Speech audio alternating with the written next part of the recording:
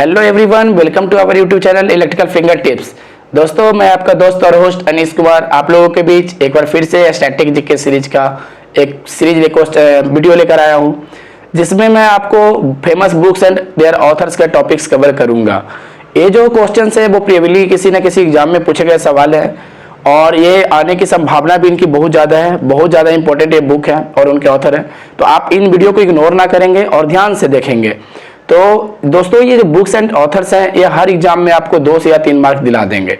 आपको ये हर एग्जाम में एसएससी ने हर बार इस बुक्स एंड ऑथर्स से रिलेटेड क्वेश्चंस पूछे हैं, तो आपको इन सभी बातों का ध्यान रखना है। इन सारे बुक्स एंड ऑथर्स को याद रखना है, देख कर जाना है और पढ़ कर जाना है। देखिए दोस्तों, आप तभी अच्छे मार्क्स स्कोर कर पाएंगे जब आप सभी टॉपिक्स को कवर करके जाएं। एक टॉपिक कवर करने से आपके मार्क्स नहीं उठने वाले हैं और आप सोचेंगे कि ननटेक को आप प्रायोरिटी नहीं दें, तो ये आपकी सबसे बड़ी भूल होगी। ननटेक भी आपके लिए उतना ही इंपॉर्टेंट है जितना कि आपके लिए टेक इंपॉर्टेंट है। तो कोशिश करिए कि ननटेक में भी हमें उतना ही मार्क्स स्कोर करना है जितना कि हमें टेक में। तो चलिए, आपका टाइम ज़्यादा बर्बाद ना करते हुए हम आज के सेशन को स्टार्ट करते हैं।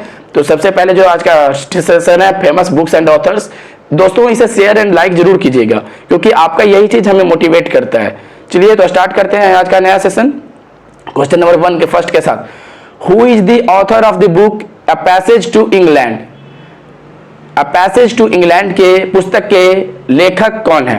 Who is the author of the book A Passage to England? देखिए दोस्तों, यह जो सवाल है आपको एसएससी सीजीएल से उठाया गया सवाल है। यह क्वेश्चन एसएससी सीजीएल 2020 के सब प्रश्न में भी पूछा था और सीजीएल में भी पूछा गया सवाल है, इसलिए मैं इस क्वेश्चन को यहाँ पे लाया हूँ और बहुत ज़्यादा इंपॉर्टेंट ये प्लेस रखता है एसएससी के एग्जाम्स के व्यू पॉइंट ऑफ व्यू से। तो आप इसे याद रखेंगे कि जो पैसेज टू इंग्लैंड बुक है, जो ये बुक है उनके राइटर जो हैं वो नीरज चौधरी हैं। तो आप इस नाम को याद रखेंगे, पैसेज टू इंग्लैंड, इसके ऑथर जो है नीरज चौधरी जी जो हैं, तो इसे आप याद रखेंगे। और बहुत ही ज़्यादा इंपॉर्टेंट क्वेश्चन है, इसे मार्क कर लेंगे, मेरे शब्दों को भी आप मार्क कर लेंगे कि बहुत इंपॉर्टेंट क्वेश्चन है, आप इसे इग्नोर नहीं करेंगे। तो चलिए हम बढ़ते हैं अपने नेक्स्ट सवाल की ओर। क्वेश्चन नंबर 2 जो है, who is the author of the English teacher? Who is the author of the book The English Teacher? The English Teacher book के ऑथर कौन है? तो इसका जो राइट आंसर है वो है आर.के. नारायण। दोस्तों, आर.के. नारायण जी के बारे में आपने बहुत सारे नॉवेल्स, बहुत सारे स्टोरी, बहुत सारी बुक्स भी सुने होंगे। उनकी एक फेमस है जो क्रिएटिविटी रचना है, उनका नाम है मालगुडी डेज। इसके बेस पे एक कार्टून सीरियल भी आता था डीडी नेशनल पे, उस समय आप देखते होंगे। 2005-6 की बात है, उस समय मालगुडी डेज आती थी, तो ये बहुत ही ज्यादा फेमस था। तो याद रखेंगे द इंग्लिश टीचर जो बुक है उनके जो राइटर हैं, जो ऑथर हैं, वो आर.के. नारायण साहब हैं। तो आप इनको याद रखेंगे, बहुत ही ज्यादा इंपॉर्टेंट है। और इसमें सबसे ज्यादा इंपॉर्टेंट ये बुक जो मैं लिख दिया हूँ मालगुडी डेज, ये जो एक सीरियल पैटर्न ड्रामा था उस पर बनाया गया था, ये भी बुक भी है और इस पर एक ड्रामा भी बनाया गया था। तो आप इसे याद रखेंगे, Malgudi days is written by R K. Narayan, ये याद रखेंगे आप। चलिए बढ़ते हैं नेक्स्ट सवाल की ओर। देखिए, इस क्वेश्चन में मैं आपको 2 सीरीज लाऊंगा, ठीक है। इस सीरीज की इस जो बुक्स एंड ऑथर हैं इसके 2 पार्ट लेकर आऊंगा मैं आपके बीच। उसमें सारे बुक्स, जितने बुक्स हैं, जितना प्रीवियस थे फेमस और जितने अभी रिसेंट में हुए हैं, जिसके पब्लिकेशन हुए हैं, उनके मैं सारे जो नेम है वो यहाँ आपको दिखा दूंगा और सबके राइटर्स बता दूंगा।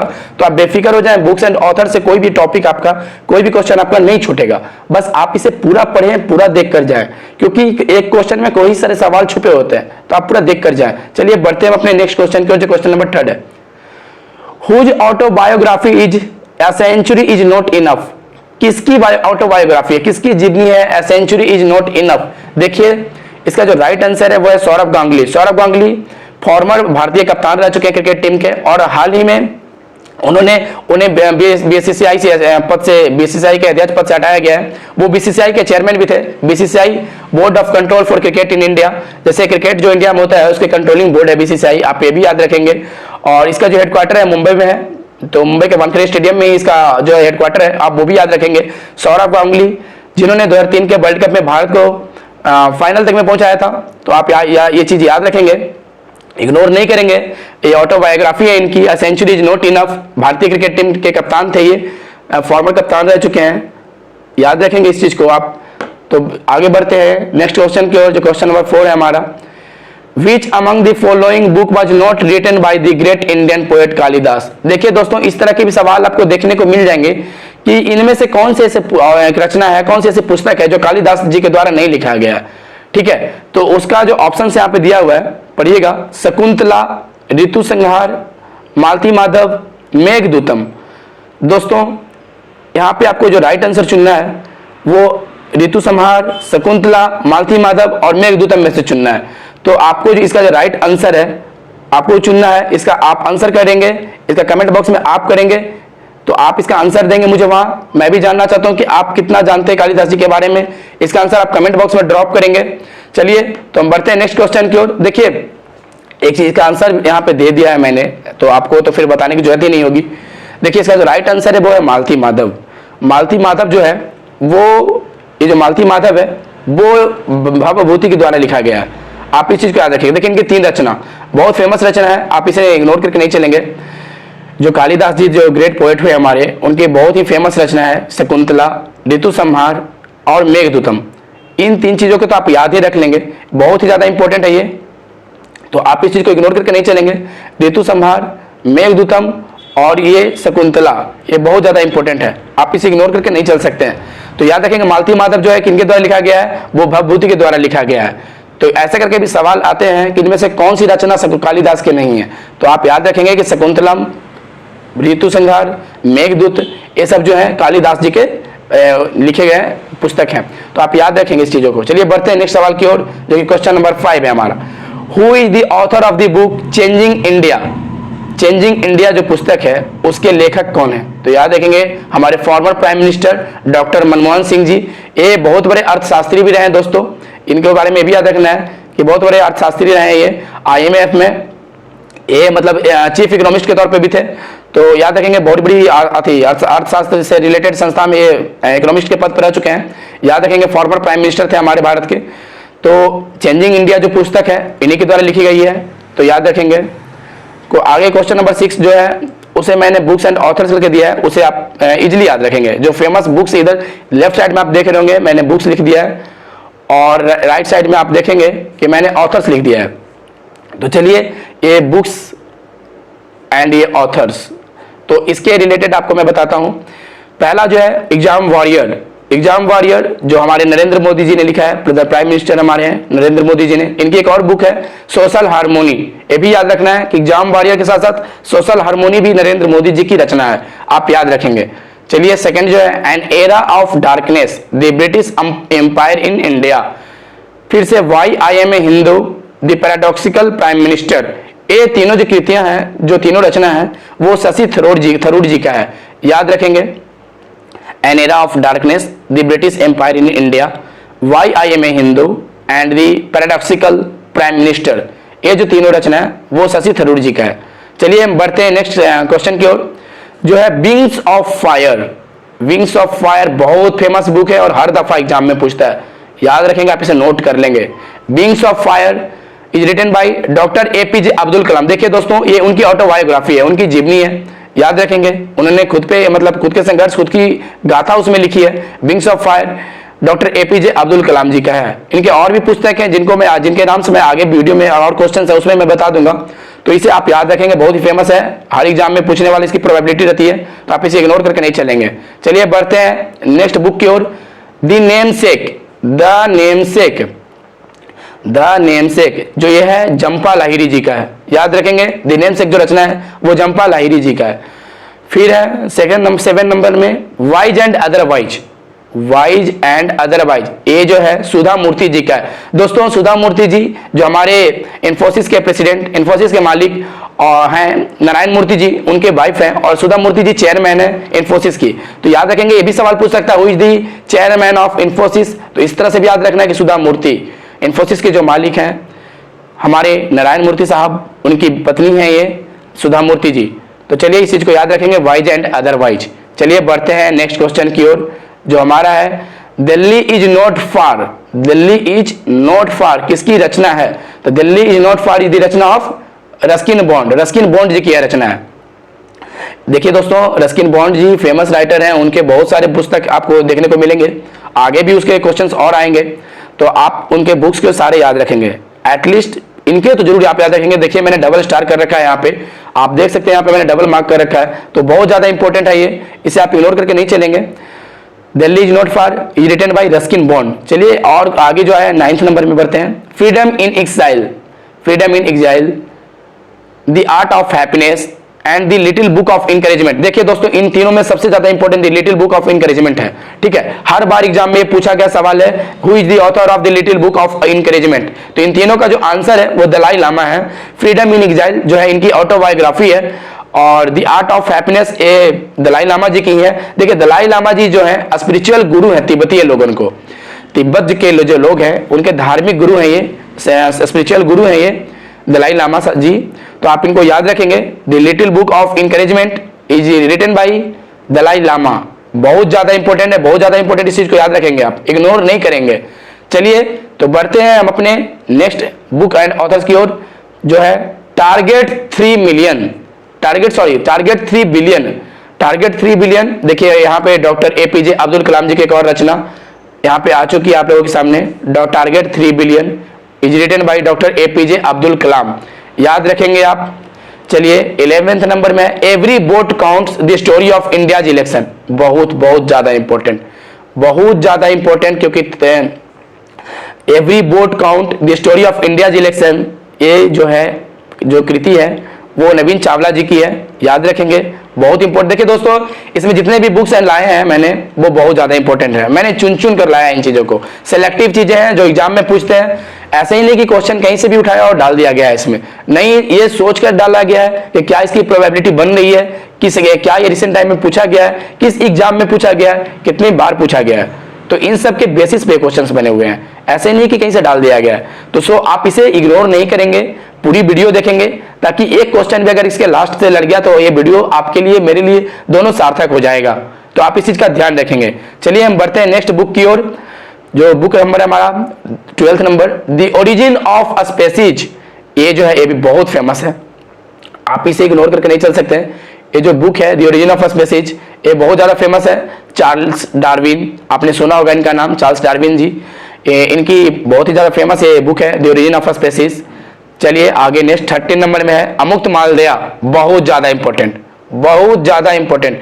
हम्पी साम्राज्य जो कर्नाटक में था, उसके जो राजा रहे हैं कृष्णदेव राय जी, उनकी यह कीर्ति है अमुक्त माल्यदा, अमुक्त माल्यदा कृष्णदेव राय जी, बहुत फेमस बुक है। इसे आप याद करेंगे, डबल स्टार मारेंगे, इग्नोर नहीं करेंगे आप इसे, क्योंकि दोस्तों अगर यहां से 2-3 सवाल भी लड़ गए ना तो आपके लिए बहुत इंपॉर्टेंट हो जाएंगे।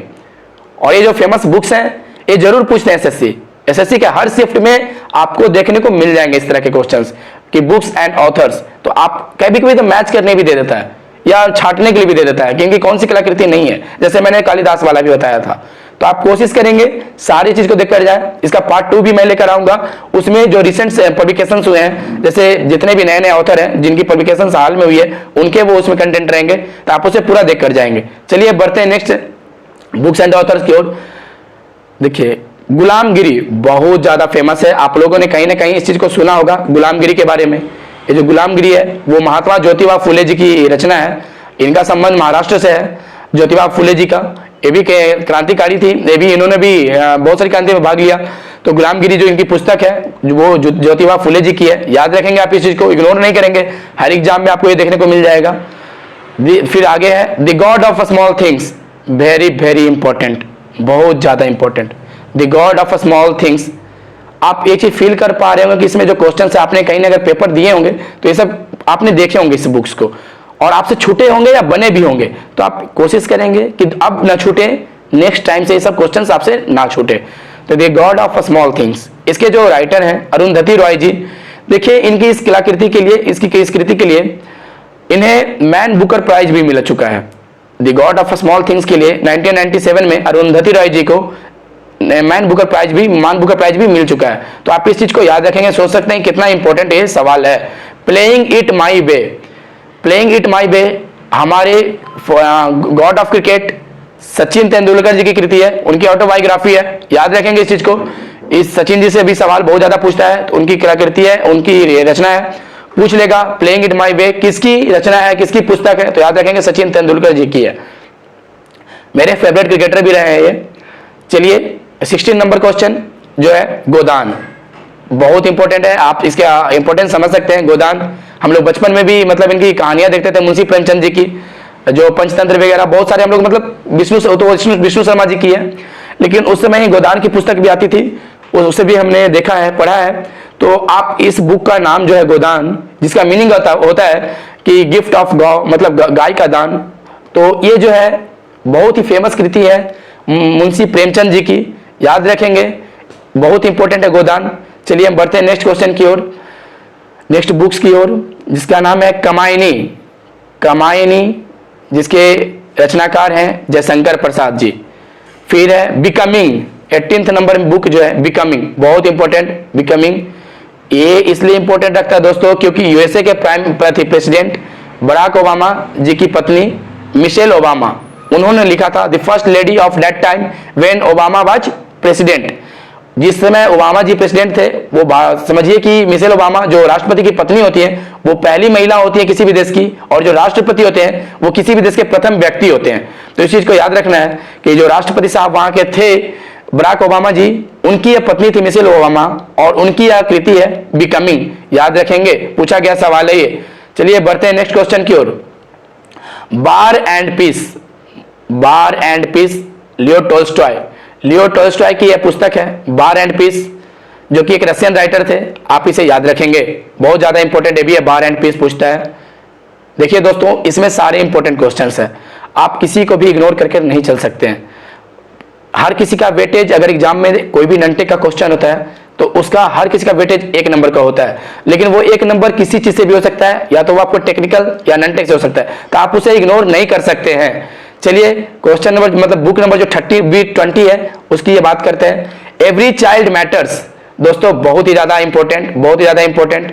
हमारे जो नोबेल प्राइज विनर जो हैं कैलाश सत्यार्थी जी, उनकी यह रचना है एवरी चाइल्ड मैटर्स। इनके साथ ही साथ मलाला यूसुफजाई को भी साथ में नोबेल प्राइज का पुरस्कार मिला था।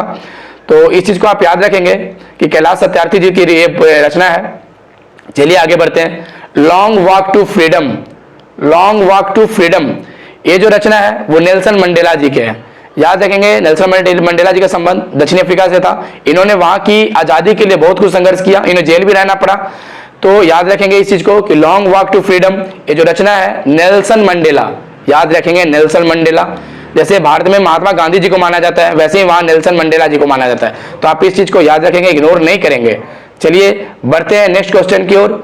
The bachelor of arts, bachelor of arts, ये बोला था मैंने दोस्तों कि इनकी जो पुस्तक है वो आएंगी, और ये आपको पढ़ना होगा दोस्तों, इसे इग्नोर आप नहीं कर सकते हैं। तो आप इसे देख सकते हैं कि कितना इंपॉर्टेंट है कि द बैचलर ऑफ आर्ट्स, ये आर.के. नारायण जी की पुस्तक है।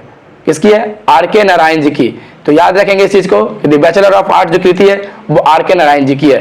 चलिए बढ़ते हैं आगे। The white tiger, very very important, ये बहुत ज्यादा इंपॉर्टेंट सच में है, ये पूछा गया सवाल है अभी। द व्हाइट टाइगर, इसके लिए इन्हें शायद मान बुकर प्राइज भी मिला है। मैंने इसे देखा था, कहीं पता था कि मान बुकर प्राइज मिला है, तो आप कंफर्म हो लीजिएगा, लेकिन इसके लिए मान बुकर इन्हें मिला है। मान बुकर मिला है या रेमन मैग्सेसे से कोई एक अवार्ड इन्हें जरूर मिला है इस चीज के लिए, तो आप ये ध्यान रखें, देख लेंगे एक बार, फाइंड कर लेंगे कि इस चीज के लिए इन्हें क्या मिला, और मुझे कमेंट में जरूर ड्रॉप करेंगे। तो the white tiger Arvind Adiga ji का है, याद रखेंगे आप इस चीज को, Arvind Adiga, the white tiger. चलिए बढ़ते हैं नेक्स्ट क्वेश्चन की ओर। आनंद मठ, दोस्तों आनंद मठ हमारे बंकिम चंद्र चटर्जी जो थे, उनकी यह बुक है, उनकी यह रचना है, याद रखेंगे आप। फिर नेक्स्ट है हिंद स्वराज, महात्मा गांधी जी की यह रचना है, हिंद स्वराज, याद रखेंगे। पंचतंत्र, आ गया पंचतंत्र, विष्णु शर्मा जी की यह कृति है, इसे भी आप याद रखेंगे, इग्नोर नहीं करेंगे।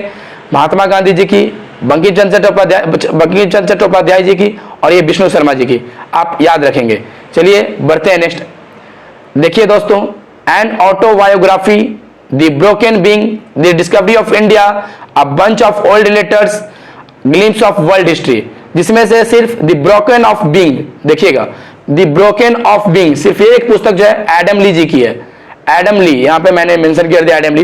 बाकी देखिए ये सारे जो बुक हैं, an autobiography, the discovery of India, a bunch of old letters, glimpse of world history. देखिए दोस्तों, एक क्वेश्चन सेल राउरकेला का पेपर जब हुआ था तब पूछा था ये क्वेश्चन कि ग्लिम्स ऑफ वर्ल्ड हिस्ट्री के राइटर कौन है, और मैंने उस समय क्वेश्चन मुझे याद था, तो मैंने सही मारा था जवाहरलाल नेहरू जी, और मुझे 1 मार्क्स मिल गए होंगे।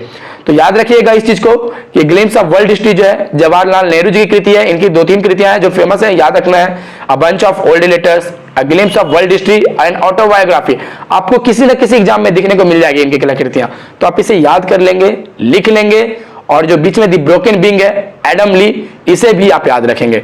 देखिए दोस्तों, बहुत ज्यादा इंपॉर्टेंट सेशन है। अगर आपको ये मतलब सेशन तो है ही, इसे शेयर करें, उन लोगों में शेयर करें जिसे सच में इसकी जरूरत है, क्योंकि अपने तक कंटेंट को खुद तक ना रखें। अगर ये मेरा जो छोटा प्रयास आप लोगों के लिए है, तो मैं चाहता हूं कि यह प्रयास हर किसी तक पहुंचे, इससे हर किसी की मदद हो सके।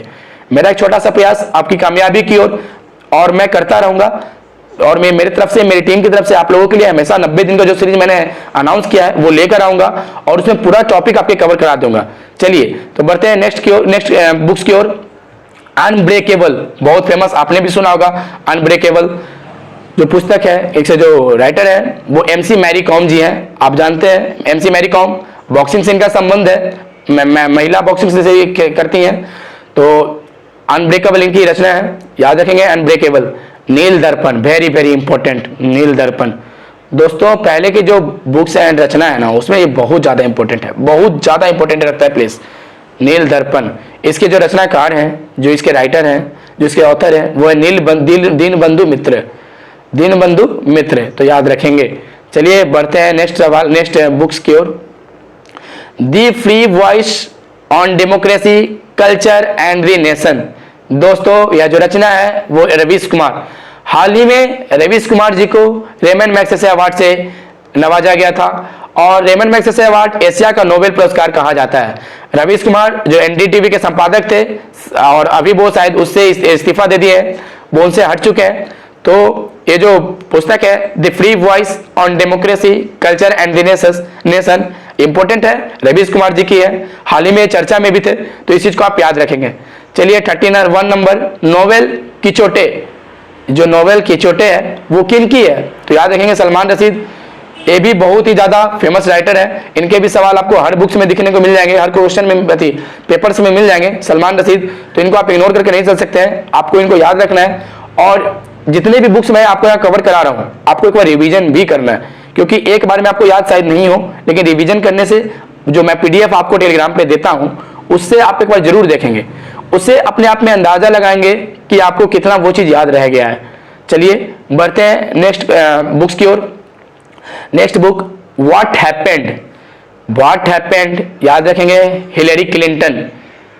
व्हाट हैपेंड, ये जो कृति है वो अमेरिका की हिलेरी क्लिंटन जी क्या है, याद रखेंगे इस चीज को।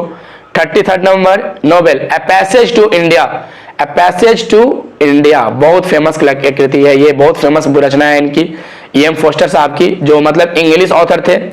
उन्होंने a passage to India book लिखा। ए पैसेज टू इंग्लैंड भी एक बुक है, वो भी मैं आपको बताऊंगा। तो ये जो कृति है वो EM फोस्टर जी की है, जो इंग्लैंड के ऑथर थे, इंग्लैंड के राइटर थे, बहुत फेमस राइटर हुए हैं ये। तो इस चीज को आप याद रखना है। और जो लास्ट सवाल आपके बीच आ रहा है इस पार्ट का 1 का, वो है annihilation of caste. Annihilation of caste याद रखेंगे, अपने बाबा साहब भीमराव अंबेडकर जी की रचना है एनहिलेशन ऑफ कास्ट, जातियों का अंत, याद रखेंगे जातियों का अंत, एनहिलेशन ऑफ कास्ट।